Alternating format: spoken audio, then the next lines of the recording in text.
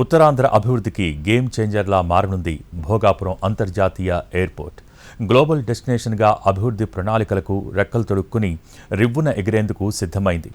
Airport నిర్మాణం నుంచి ప్రారంభం వరకు ప్రతి దశలోనూ అద్భుతమైన ఆధునిక టెక్నాలజీ మిళితమైంది.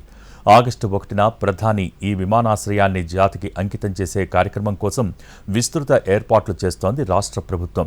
అత్యాధునిక సాంకేతిక పరిజ్ఞానం, సంస్కృతి, వారసత్వం మేళవింపుగా కనిపిస్తున్న అల్లూరి సీతారామరాజు అంతర్జాతీయ విమానాశ్రయంపై స్పెషల్ గ్రౌండ్ రిపోర్ట్ ఇప్పుడు చూద్దాం. ఉత్తరాంధ్ర అభివృద్ధికి గేమ్ చేంజర్ లాంటి అల్లూరి సీతారామరాజు ఇంటర్నేషనల్ ఎయిర్పోర్ట్ కోసం దశాబ్ద కాలంగా ఈ ప్రాంత ప్రజలు ఎదురు చూస్తున్నారు. అనుకున్నట్టుగానే పనులు పూర్తయి ప్రారంభానికి సంసిద్ధమైంది. ఇక్కడి నుంచి ప్రయాణికుల రాకపోకలతో పాటు ఇంటర్నేషనల్ కనెక్టివిటీని అభివృద్ధి చేయడమే కాకుండా కార్గో సౌకర్యాన్ని కల్పించాలనేది చాలా ప్రధానమైంది.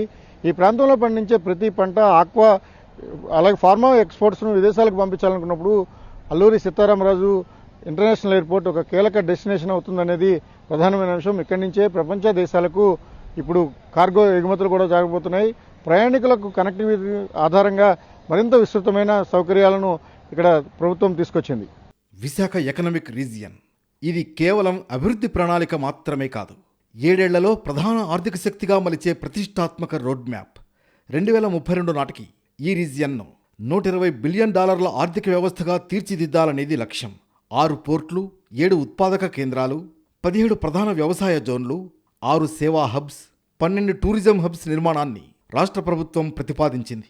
ఈ దిశగా ఐటీ, ఏఐ, డేటా, సెమీకండక్టర్ రంగాల్లో భారీ పెట్టుబడులకు రెడ్ కార్పెట్ పరిచింది ఎన్డీఏ సర్కార్.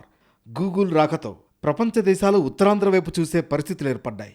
వీటిని సాకారం చేసుకునే దిశలో గేమ్ చేంజర్ కానుంది భోగాపురం ఇంటర్నేషనల్ ఎయిర్పోర్ట్. ఆగస్టు 1న ప్రధానమంత్రి నరేంద్ర మోడీ జాతికి అంకితం చేరున్నారు.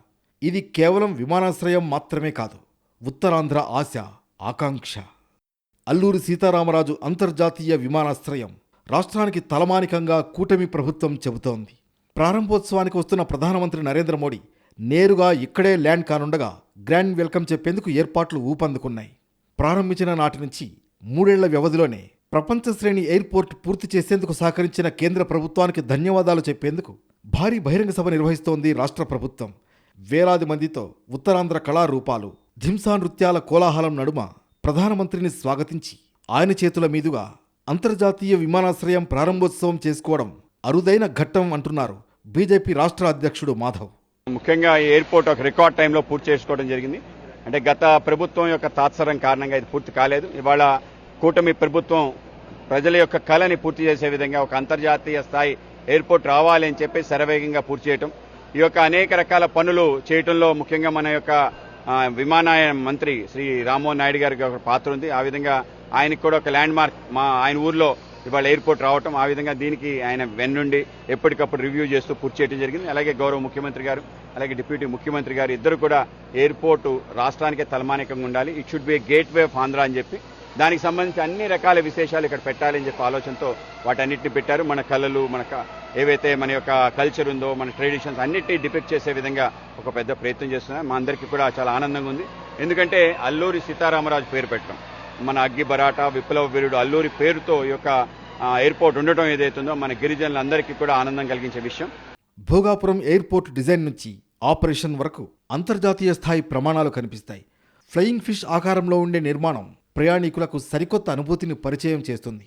టేకాఫ్, ల్యాండింగ్ రెండూ సముద్రం మీద నుంచే జరగడం మరో ప్రత్యేకత. ఇక ఆర్టిఫిషియల్ ఇంటెలిజెన్స్ ఆధారిత బ్యాగేజ్ చెక్ ఇన్ సిస్టమ్, ఇతర సౌకర్యవంతమైన సేవలు ప్రయాణికుల సమయాన్ని మరింత తగ్గిస్తాయి. నీలి సముద్రపు అందాలను చూస్తూ పచ్చటి కొబ్బరి తోటల మీదుగా విమానం ల్యాండింగ్, టేకాఫ్ జరుగుతుంటే మనం ఇండియాలోనే ఉన్నామా లేక విదేశాల్లో ఉన్నామా అనే భావన కలుగుతుంది. సరిగ్గా ఇటువంటి అనుభూతే భోగాపురం అంతర్జాతీయ విమానాశ్రయ ప్రయాణికులకు దక్కనుంది. రాత్రిపూట 18 విమానాలు నిలపగల పార్కింగ్ సామర్థ్యం దీని సొంతం. మొత్తం 14 ఇమ్మిగ్రేషన్ కౌంటర్లు ఏర్పాటు చేస్తున్నారు. రోజుకు 200 విమానాలు దిగే సామర్థ్యం కలిగి ఉంటుంది. టెక్నికల్ బిల్డింగ్ విస్తీర్ణం 81,000 చదరపు మీటర్లు. విమానాశ్రయం అంతర్గత అంశాలన్నీ ప్రత్యేకమే. ఏ మార్గంలో వచ్చినా ఒకవైపు తీరం అందాలు, మరోవైపు మన్యంలో చూడచక్కని ప్రదేశాలు వీక్షిస్తూ ప్రయాణం చేయవచ్చు. కళలు, వారసత్వ సంపదకు నిలయం ఉత్తరాంధ్ర. ఇక్కడ సాంస్కృతిక వైభవాన్ని చాటి చెప్పేందుకు అల్లూరి సీతారామరాజు ఇంటర్నేషనల్ ఎయిర్పోర్ట్లో అనేక ఏర్పాట్లు జరిగాయి. ప్రస్తుతం ఎయిర్పోర్ట్ కమర్షియల్ టెర్మినల్కి సంబంధించి లోపల చూసినప్పుడు రూఫ్ అంతా కూడా ముత్యాల ముగ్గులను తీర్చిదిద్దినట్టుగా డిజైన్ చేశారు. ఇది ఒక యూనిక్ ఫీచర్గా మనకు కనిపిస్తోంది. ఎయిర్పోర్ట్ మొత్తం కూడా ఇదే ఆకారం ఉంటుంది. లోపలంతా కూడా ముగ్గులతో డిజైన్ చేసి ఉంది. ఇక వాల్ అంతా కూడా కళలకు సంబంధించి కూచిపూడి, భరతనాట్యం వంటి వాటితో పాటుగా ఉత్తరాంధ్ర ఆలయాలు వాటి యొక్క విశిష్టతలను తెలియజేసే విధంగా డిస్ప్లే ఉంటుంది. ఆహ్లాదకరమైన వాతావరణంలో ప్రయాణికులు రాకపోకలు సాగించే విధంగా ఈ అంతర్జాతీయ విమానాశ్రయం రూపకల్పన జరిగింది. సముద్రానికి అత్యంత దగ్గరగా విజయనగరానికి, అటు విశాఖపట్నానికి, ఇటు శ్రీకాకుళానికి మధ్యలో ఈ ఎయిర్పోర్ట్ నిర్మాణం జరిగింది. దీని కారణంగా ఒకటి వారసత్వ సంపద ఇక్కడికి వచ్చే పర్యాటకులకు, దేశ విదేశీ పర్యాటకులకు నేరుగా వాటి గురించి తెలుసుకునే అవకాశం కలగడంతో పాటుగా ఒక ఎన్విరాన్మెంట్ ఓవరాల్గా ఎకో సిస్టమ్ అంతా కూడా నేటివిటీకి తగ్గట్టుగా ఈ ప్రాంత వైభవాన్ని, ఇక్కడ ఉన్న అద్భుతమైన కళారూపాలను ప్రతిబింబించే విధంగా దీన్ని రూపొందించడం అనేది ఒక ఆసక్తికరమైన అంశం. ఓవరాల్గా ఎయిర్పోర్ట్ అంతా కూడా ఏదో ఒక యూనిక్ డిజైన్తో కనిపిస్తుంది.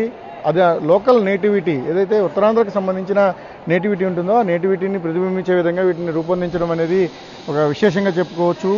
ఈ ఎయిర్పోర్ట్ మొత్తం ఎక్కడ చూసినా ఇదే వాతావరణం ఉంటుంది. ఆంధ్రప్రదేశ్కి సంబంధించిన కొన్ని రెడ్ చిల్లీ కావచ్చు, లేకపోతే ఇతర స్పైసెస్ కానీ, లేకపోతే ఆలయాలకు సంబంధించిన సమాచారం కానీ మొత్తం అంతా కూడా ఇక్కడ ప్రతిబింబించే విధంగా దీన్ని ఏర్పాటు చేశారు. యూనిక్ ఫీచర్స్, టెక్నికల్గా చాలా పటిష్టమైన ఈ అంతర్జాతీయ విమానాశ్రయంలో లోకల్ నేటివిటీకి తగ్గట్టుగానే అనేక నిర్మాణాలు చేయటం అనేది ఆకట్టుకుంటోంది. ఓవరాల్గా ఈ ఇంటర్నేషనల్ ఎయిర్పోర్ట్లోకి వచ్చినప్పుడు మన యొక్క ఆలయాలు సింహాచలం నుంచి అరసవెల్లి వరకు, అటు తిరుపతి నుంచి కాణిపాకం వరకు ఏమి ఆలయాలు ఉంటాయి, రాష్ట్రంలో ఉన్న ఆలయాలు, వాటి వైభవం, వాటికి సంబంధించిన విశేషాలను, విశిష్టతలను కూడా డిస్ప్లే చేస్తూ దేశీ విదేశీ ప్రయాణికులందరినీ కూడా ఆకట్టుకునేందుకు విధంగా వీటిని రూపొందించిన పరిస్థితి ఉంది. ఓవరాల్గా అంతర్జాతీయ విమానాశ్రయంలో లోకల్ నేటివిటీని రూపొందించడం అనేది ఒక అద్భుతమైన అంశం. ఇక్కడ వచ్చే పర్యాటకులు కావచ్చు, ప్రయాణికులు కావచ్చు, వారందరికీ కూడా ఇదొక ఆసక్తికరమైన అనుభవంగా ఉంటుంది. వరల్డ్ క్లాస్ ఫెసిలిటీస్ మాత్రమే కాదు, సాంకేతికంగా అత్యంత అడ్వాన్స్డ్ సిస్టంతో నడుస్తుందని నిర్మాణ సంస్థ చెబుతోంది. ఇప్పటికే 100% ఆర్టిఫిషియల్ ఇంటెలిజెన్స్ ఆధారిత సేవలు అందిస్తున్న ఎయిర్పోర్ట్లు ఉండగా ఏపీలో ఏఐ సేవలు సమర్థవంతంగా అందుబాటులోకి రానున్నాయి. సాధారణంగా కీలకమైన ప్యాసింజర్, బ్యాగేజ్ చెక్-ఇన్ వ్యవస్థలో జాప్యం కారణంగా ఎక్కువ సమయం పడుతుంది. అదే ఏఐ అనుసంధానం చేయడం వల్ల బ్యాగేజ్ను సైతం సెల్ఫ్ చెక్-ఇన్ చేసుకునే సౌకర్యం సమకూరుతుంది. సముద్రానికి అత్యంత దగ్గరగా ఉండడంతో ఎదురయ్యే సవాళ్లను అధిగమించేందుకు నిర్మాణంలో ప్రత్యేక చర్యలు చేపట్టింది జీఎంఆర్ సంస్థ. తీవ్ర తుఫాన్ల తాకిడిని తట్టుకునేలా ఈ ఎయిర్పోర్ట్ను రూపొందించారు. గంటకు 275 కిలోమీటర్ల వేగంతో వీచే ఈదురుగాలులను, ఏకంగా 27 సెంటీమీటర్ల వర్షపాతాన్ని సైతం ఎదుర్కోగలదు. అత్యంత భారీ వర్షం కురిసినా ఎయిర్పోర్ట్లో చుక్క నీరు నిలబడకుండా పటిష్టమైన డ్రైనేజీ వ్యవస్థను నెలకొల్పారు. ఈ ఎయిర్పోర్ట్ అందుబాటులోకి వస్తే ఉత్తరాంధ్ర, ఉభయ గోదావరి, దక్షిణ ఒడిశాలోని కోరాపుట్, గంజాం, గజపతి, మల్కాన్గిరి, రాయగఢ జిల్లాలతో పాటు ఛత్తీస్గఢ్లోని జగదల్పూర్కు విమాన సదుపాయం అందుబాటులోకి రానుంది. తొలి ఏడాది 60 లక్షల మంది ప్రయాణికులు రాకపోకలు సాగించవచ్చు. ఇప్పటి వరకు ఉత్తరాంధ్ర ప్రజలు విదేశాలకు వెళ్లాలంటే అటు హైదరాబాద్, ఇటు బెంగళూరు, లేదంటే ముంబై, ఢిల్లీ వెళ్లాల్సి వచ్చేది. కానీ ఈ విమానాశ్రయం అందుబాటులోకి వస్తే అన్ని దేశాలకు, ప్రాంతాలకు విమానయాన సౌకర్యం కలిగినట్లే. భోగాపురం, హైదరాబాద్, అమెరికా నేరుగా వెళ్లే ప్రత్యేక విమాన ప్రతిపాదనలు సైతం ఉన్నాయని ఇటీవల కేంద్ర మంత్రి రామ్మోహన్ నాయుడు చెప్పారు. దీనికి తోడు ఏటా 20,000 టన్నుల సరుకుల ఎగుమతులకు అవకాశం కలగనుంది. భోగాపురం ఎయిర్పోర్ట్ డిజైన్ నుంచి ఇంటీరియర్ వరకు అడుగడుగునా ఉత్తరాంధ్ర వైభవం కనిపిస్తుంది. తెలుగుదనం ఉట్టిపడేలా నిర్మాణాలు ఆకట్టుకుంటాయి. బొబ్బిలి వీణ, ఏటికొప్పాక బొమ్మ, గుంటూరు మిర్చి, అరకు కాఫీ, ఇలా అన్ని అంశాల్లోనూ ఏపీ విశిష్టతను ప్రతిబింబిస్తున్నాయి. ఇంటీరియర్లో ముత్యాల ముగ్గులు, స్క్రీన్స్పై ఆధ్యాత్మిక వైభవం, కళలు, కళారూపాలు, ఎటు చూసినా ప్రత్యేకతలే. ఇక మన్యం వీరుడి పేరుతో ఏర్పాటైన ఈ విమానాశ్రయం ఉత్తరాంధ్రకు ల్యాండ్మార్క్ మాత్రమే కాదు, ఇక్కడి సాంస్కృతిక వారసత్వ వైభవాన్ని ప్రపంచ దేశాలకు పరిచయం చేసే వారధి. గుంటూరు మిర్చి, బందరు లడ్డు, కొండపల్లి బొమ్మ ఇవన్నీ ఆంధ్రప్రదేశ్ ప్రజలకు చాలా సుపరిచితం. కానీ విశాఖపట్నానికి అల్లూరి సీతారామరాజు అంతర్జాతీయ విమానాశ్రయంలో దిగే పర్యాటకులు, ప్రయాణికులకు వీటి గురించి పెద్దగా తెలియకపోవచ్చు. వాటన్నిటిని కూడా అర్థమయ్యే విధంగా ఇక్కడ ప్రత్యేకమైన ఏర్పాట్లు జరిగాయి. ఎయిర్పోర్ట్ మొత్తం ఇటువంటి డిస్ప్లేలు కనిపిస్తున్నాయి. వీటిలో అరకు వ్యాలీ కాఫీ ప్రస్తుతం అంతర్జాతీయ మార్కెట్లో కీలకంగా ఎదిగిన అరకు వ్యాలీ కాఫీ, ఏటికొప్పాక బొమ్మలు, కొండపల్లి బొమ్మలు, తోలు బొమ్మలు, బందరు లడ్డు, గుంటూరు సంగం చిల్లి ఇవన్నీ కూడా అత్యంత అద్భుతంగా తీర్చిదిద్దారు. ఎక్కడ చూసినా ఎయిర్పోర్ట్లో ఎంట్రన్స్ దగ్గర, అరైవల్, డిపార్చర్ గేట్ల దగ్గర ఇవి చాలా ఆహ్లాదంగా కనిపిస్తున్నాయి. విశాఖపట్నం ఎయిర్పోర్ట్కు వచ్చే పర్యాటకులు ఎవరైతే ఉంటారో, సందర్శకులు కావచ్చు, లేకపోతే పర్యాటకులు, ప్రయాణికులు అందరికీ కూడా ఈ ఆంధ్రప్రదేశ్ నేటివిటీని ప్రతిబింబించే ఈ డిస్ప్లే అన్నీ కూడా స్వాగతం పలుకుతున్నాయి.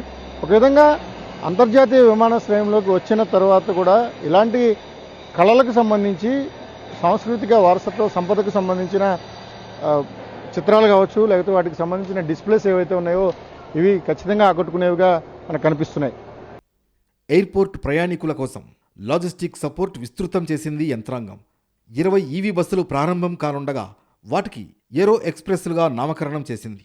విశాఖ నగరంలో 8 స్టాపుల్లో ఆగుతూ ఈ బస్సులు విమానాశ్రయానికి చేరుకుంటాయి.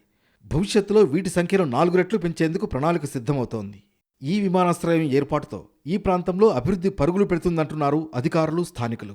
ముఖ్యంగా ఇది ఈ ప్రాంత అభివృద్ధికి ఓ చక్కని ల్యాండ్ మార్క్గా మారుతుందని విశ్వాసం వ్యక్తం చేస్తున్నారు. ఒక 10 ఎయిర్పోర్టుల్లో భోగాపురం ఎయిర్పోర్ట్ కూడా ఒక ఇంటర్నేషనల్ ఎయిర్పోర్ట్ కూడా భారతదేశ ప్రభుత్వం గుర్తించింది. దీన్ని ఆ స్థాయిలో డెవలప్ చేయాలన్న ఆలోచనతోనే ఈ ఉత్తరాంధ్రలో ఉన్నటువంటి విశాఖపట్నం, శ్రీకాకుళం, విజయనగరం ఈ హైవే ప్రాంతంలో ఇటు సముద్రానికి ఆనుకుని ఉన్నటువంటి ఈ సుందరమైన ఈ ప్రాంతాన్ని ఎన్నుకోవడమే ఇక్కడ అభివృద్ధికి కాంక్షించి, అభివృద్ధికి సంబంధించి ఏ అంశాల్లో ఇక్కడ ఎయిర్పోర్ట్ని ప్రారంభించడం జరిగింది. అందులో భాగంగా ఈరోజు ఆగస్టు 1ని భారత ప్రధాని నరేంద్ర మోడీ గారు దీన్ని ప్రారంభించబోతున్నారు. ప్రారంభించిన తర్వాత అనేక దీని అనుబంధ సంస్థలు, దీనికి ఏంటంటే కార్గో ఎయిర్పోర్ట్ కూడా ఇక్కడ దీనికి అనుసంధానించి ఉండబోతుంది. దీనికి సంబంధించి వ్యాపారానికి సంబంధించి అనేక అనుబంధ సంస్థలు కూడా ఇక్కడ రాబోతున్నాయి. ఇప్పుడు ఇక్కడ చూసుకుంటే ఎయిర్పోర్ట్కు సంబంధించి ఇది కూడా స్థానిక సంస్కృతిని ఉట్టిపడేలాగా ఎయిర్పోర్ట్ నిర్మించడం జరిగింది.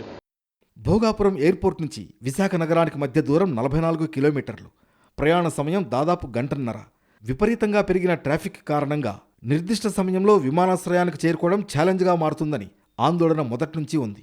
ప్రయాణ సమయం ఎక్కువ కావడం వల్ల ప్రస్తుతం ఉన్న ఎయిర్పోర్ట్ను కొనసాగించాలనే బలమైన వాదనతో పాటు అభ్యర్థనలు వచ్చాయి. అయితే ఒప్పందం మేరకు ఈ ప్రతిపాదన సాధ్యం కాదని తేలిపోగా ప్రయాణికుల రవాణా సమయం తగ్గించడంతో పాటు కనెక్టింగ్ రోడ్ అభివృద్ధి మీద ఫోకస్ పెట్టింది యంత్రాంగం. దాదాపు 230 కిలోమీటర్ల అంతర్గత రహదారుల పనులు దాదాపు కొలిక్కి వచ్చాయి. అదే సమయంలో రవాణా భారం తగ్గించేందుకు నగరం నుంచి భోగాపురానికి ప్రతి అరగంటకు ఏరో ఎక్స్ప్రెస్ను ఏర్పాటు చేసింది ఆర్టీసీ. ఇప్పటికే 20 ఎలక్ట్రిక్ బస్సులను ఏరో ఎక్స్ప్రెస్లుగా మార్చింది.